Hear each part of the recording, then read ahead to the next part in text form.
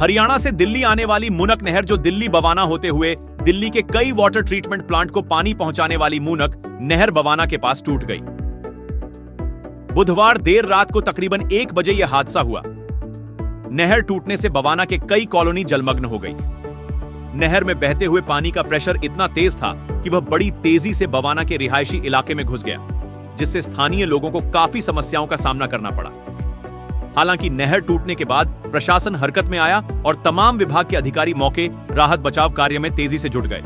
इस हादसे के बाद उत्तर पश्चिम दिल्ली से लोकसभा सांसद योगेंद्र चंदोलिया पहुंचे और उन्होंने मौजूदा हालात का जायजा लिया। इस दौरान सांसद योगेंद्र चंदोलिया ने प्रशासन द्वारा किए जा रहे राहत कार्यों का भी जायजा लिया।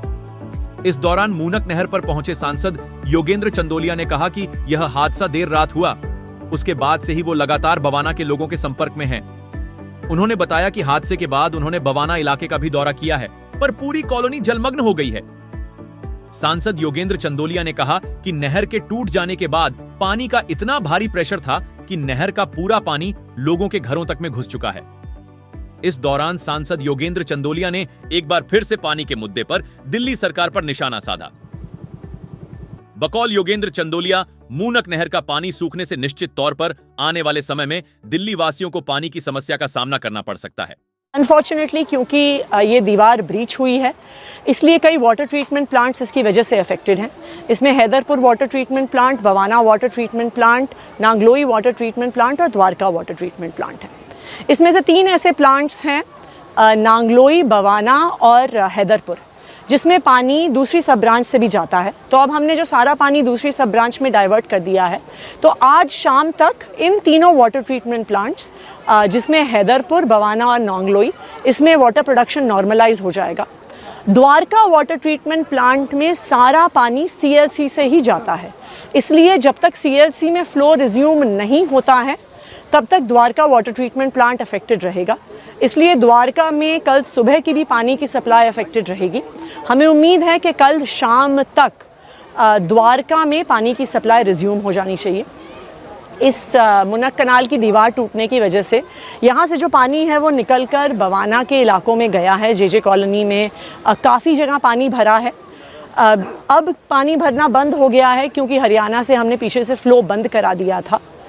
अब वहाँ पर साइट पर दिल्ली की सारी जो एजेंसीज़ हैं, चाहे वो DDA हो, चाहे वो MCD हो, चाहे वो PWD हो, सारी एजेंसीज़ मिलकर अब पानी को पंप आउट कर रही हैं और ड्रेन्स में उनको पंप आउट किया जा रहा है। पानी का लेवल धीरे धीरे अब नीचे जा रहा है।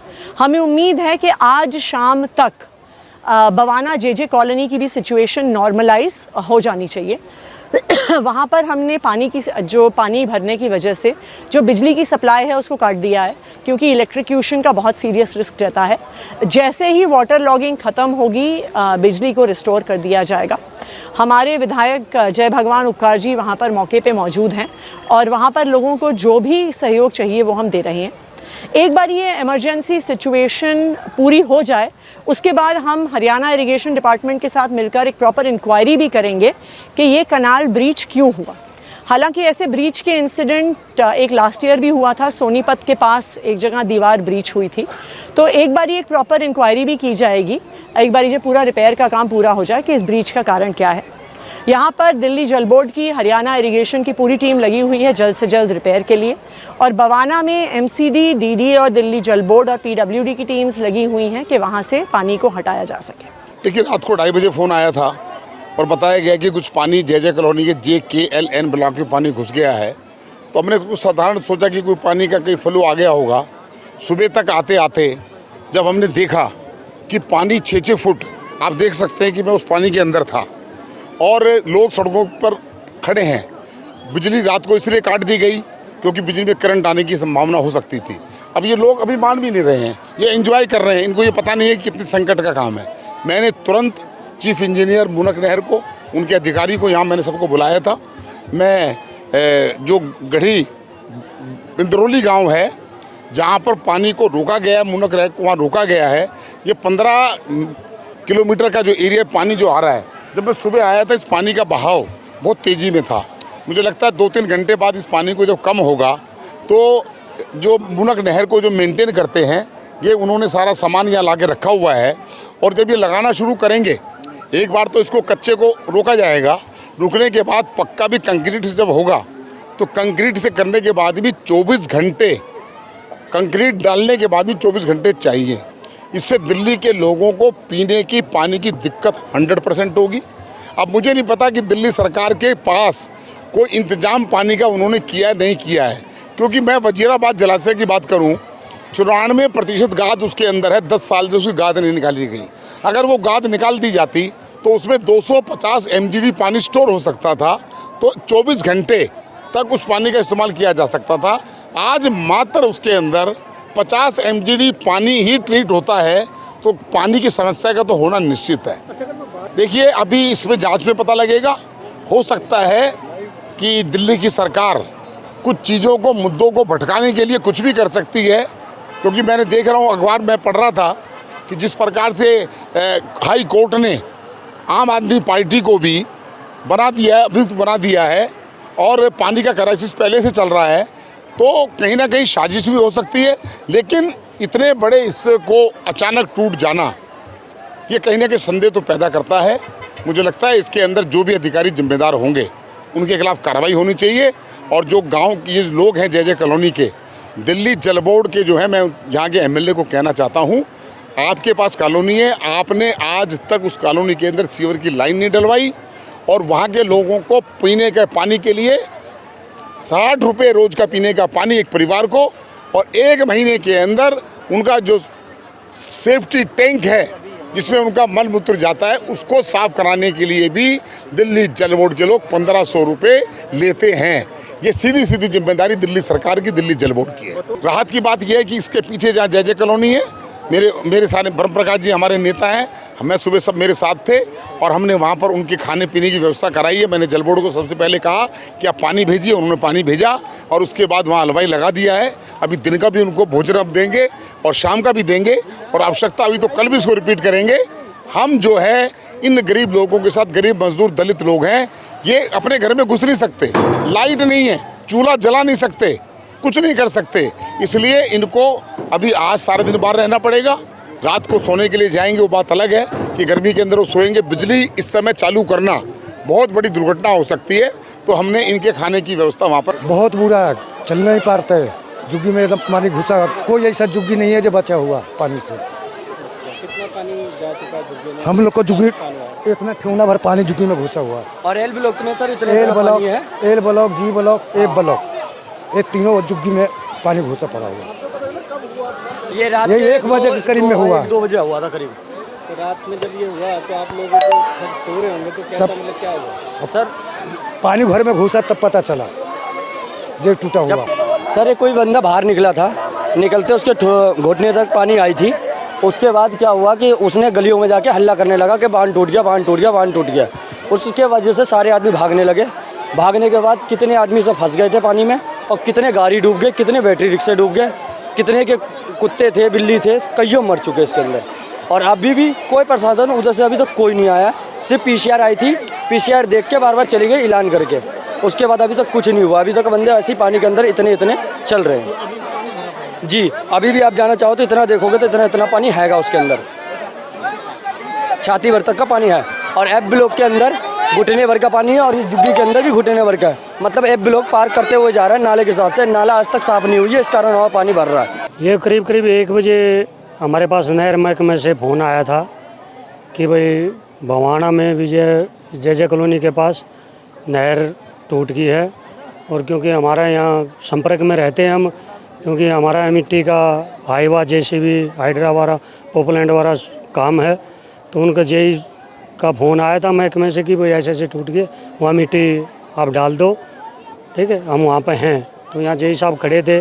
यहाँ मौके पर हम आए तो तब से रात से मिट्टी डालने लग रहे हैं। कुछ मिट्टी डाली भी थी, तो पानी का बहाव इतना तेज़ था कि मिट्टी रुक नहीं पाई।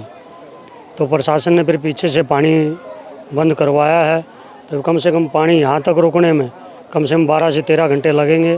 रात में करीब ये 2-2:30 बजे पानी बंद हुआ है, तो अब कम से कम 12-13 घंटे तो इसमें लगने हैं। यहाँ तो पानी बंद होगा पूरा, तभी इस पर आगे काम हो पाएगा, क्योंकि मिट्टी साथ के साथ डाली जा रही है, साथ के साथ बह जा रही है। प्रशासन की तरफ से अभी तो पानी पीछे से डाइवर्ट कर दिया है नहरों में, कुछ हरियाणा में कर दिया है, कुछ बराबर में दूसरा हिस्सा है नहर का उसमें डाइवर्ट कर दिया है। ठीक, अब प्रशासन की तरफ से पूरे इंतजाम हैं यहाँ पे, पूरा प्रशासन आया हुआ, हरियाणा प्रशासन यहाँ पे, और लगे हुए हैं, कट्टे मिट्टी के भरवा रहे हैं। जैसे ही पानी कम हो जाएगा यहाँ पे पानी का फ्लो, वैसे इसका बंद करने 24 घंटे में कोशिश है कि इसकी दोबारा से ये काम चालू हो जाए, यहाँ पानी चालू हो जाए, दिल्ली को पूरा पानी मिले। ऐसी कोई समस्या थी, इसको लेकर कोई शिकायत वगैरह आई? ना, यहाँ पहले ना कोई समस्या थी ना कुछ थी। ये तो बारिश की वजह से कुछ उस साइड का मिट्टी कुछ कट गई है, और कुछ दिल्ली में कई दिन से सुन रहे हैं कि पानी कम है, पानी कम है, तो हरियाणा की तरफ से पानी कुछ छोड़ा गया था, तो उसकी वजह से कुछ रात में बारिश हुई है यहाँ बवाना में, उसकी वजह से कुछ मिट्टी कट गई है, कुछ पानी पीछे से भी फुल छोड़ा गया था, और कुछ बारिश हुई है, उसकी वजह से मिट्टी कट गई है, जिससे कि पानी का उधर भाव हो गया और ये कटाव बना है यहाँ पर। ये रात के 1 बजे मेरी बुआ है, उनने बताया था, सबको जगाया, बोले नहर पानी आ रहा है, पानी आ रहा है, रोडों में पानी भर गया रूम में। आधी रात से लोग बैठे हुए हैं, खाना नहीं, भूखे प्यासे खाना, हर घर में पानी घुस गया है। पानी खाना तक, वो खाना पीना सब पानी में लहरा रहा है, अंदर घर में पानी, कुछ भी रहने की जगह नहीं हो रही वहाँ पे, सब रोड पे है, बाहर घूम रहे हैं, कोई पानी एक भी जगह नहीं है, खाली है, पूरे चारों ब्लॉक पूरे भर चुके हैं पानी से। तो व्यवस्था करी जा रही, फिर भी नहीं, पानी हो ही नहीं रहा कम। ये रात को 1 बजे करीब टूटा है, और बिल्कुल पहले कोई यहाँ लीकेज वगैरह कुछ थी नहीं, ठीक था। और तब से ही रात को जैसे पता लगा, यहाँ प्रशासन सारा यहीं पे है और पूरी व्यवस्थाएं बना रखी है, पीछे से पानी बंद कर दिया है। जैसे कि अब ये कट्टे वगैरह भर के रख रखे हैं, पानी बंद होने के बाद इसमें जो है इसको बंद कर देंगे, साइड से जो टूटा हुआ इसको रिपेयर कर देंगे। इसको सही होने में कम से कम 24 से 48 घंटे लगेंगे। 4-5 घंटे तो ये जो पानी चला हुआ है पीछे का, यही आएगा पानी। जैसे ये पानी बंद हो जाएगा तो इसकी रिपेयरिंग स्टार्ट हो जाएगी। कितना नुकसान हुआ है आगे गाँव इसका में या खेतों में या फिर लोगों इसका अभी कुछ पता नहीं कितना नुकसान हुआ है, लेकिन पानी तकरीबन काफ़ी घुसा हुआ है। किस किस गांव का नुकसान हुआ? ये पानी ये बवाना जे कॉलोनी में ही है पानी, और तो कहीं गई नहीं है। जो इसको लेके शिकायत थी कि नहीं, इसको लेके कोई शिकायत नहीं थी, यहाँ पे तो कुछ था ही नहीं। अचानक से हाँ, ये अचानक से ही टूटा है। कारण कोई टूटने का भी कारण तो कोई पता नहीं है। ये कॉलोनी है, शरारती हैं, हो सकता है इन्होंने कोई शरारत कर दी हो, बच्चे हैं, तो ज़्यादा तो कोई बड़ा इशू था नहीं, यहाँ लग नहीं रहा। बवाना मूनक नहर के पास हुए हादसे के बाद दिल्ली सरकार में जल मंत्री आतिशी पहुंची। इस दौरान उनके साथ अन्य कई विभाग के अधिकारी भी मौजूद रहे, जिनसे आतिशी ने प्रशासन द्वारा किए जा रहे राहत कार्यों का भी जायजा लिया। उन्होंने कहा कि इस प्रकरण के बाद दिल्ली के कई वाटर ट्रीटमेंट प्लांट भी प्रभावित हुए हैं।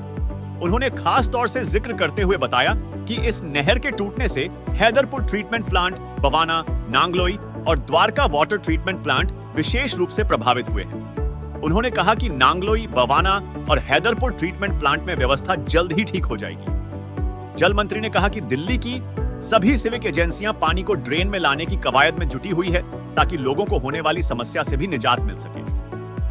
जल मंत्री ने उम्मीद जताई कि आज शाम तक बवाना जे कॉलोनी की स्थिति भी सामान्य हो जाएगी। गौरतलब है कि यह हादसा बुधवार देर रात करीबन 1 बजे के आसपास हुआ। हालांकि यह हादसा कैसे हुआ, इस बारे में अभी तक खुलासा नहीं हो सका है, लेकिन फिलहाल इतना बड़ा हादसा अचानक हो जाना जांच का विषय भी जरूर है। हमसे जुड़े रहने के लिए हमारे YouTube चैनल को सब्सक्राइब करें और नई वीडियो की नोटिफिकेशन के लिए बेल आइकॉन को दबाएं। अगर आप ये वीडियो Facebook पर देख रहे हैं तो लाइक जरूर करें और ज्यादा से ज्यादा शेयर करें। धन्यवाद।